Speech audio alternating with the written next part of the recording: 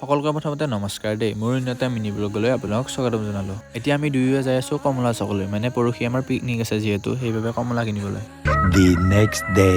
আজি আহিলোঁ আকৌ আমি টংলা বজাৰলৈ, মানে পিকনিকৰ বজাৰ কৰিবলৈ, যিহেতু আমাৰ কালিলৈ আছে পিকনিক। মিনি ব্লগটো গাইছ কালিয়ে আৰম্ভ কৰিছিলোঁ দেই।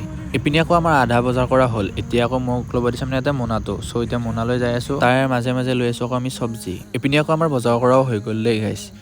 এতিয়া আকৌ লগাই দিছোঁ সিহঁতক চব্জি ডাঙাত, মানে গাড়ী লৈ। এটা কথা ভাবিলোঁ আমি, চব্জিখিনি মানে কলেজতে থৈ যাওঁ, যিহেতু কালি আহিবই লাগিব।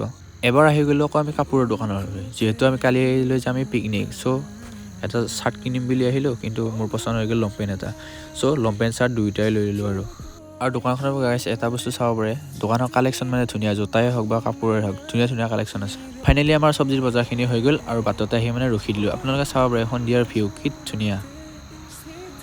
এতিয়া ওলালোঁ আকৌ আমি হৰিচিঙালৈ, মানে হৰিচিঙাত দুটামান কাম আছে, চ' আমাৰ পিকনিকৰে আকৌ আহি ইয়াত ফাঁচি গ'লোঁ দেই বেয়াকৈ। এবাৰ সোমালোঁ আকৌ আমি লাইটৰ দোকানলৈ, এইটো কি বস্তু হয় আপোনালোকে কমেণ্ট কৰি জনাবচোন গাইছ। ইপিনে লৈ ল'লোঁ আকৌ আমি হোণ্ডাটো, যিহেতু প্ৰিয়াংকু আমাৰ ঘৰলৈ আহি আছে, চ' তাক আনিব দিলোঁ আৰু সেইটো।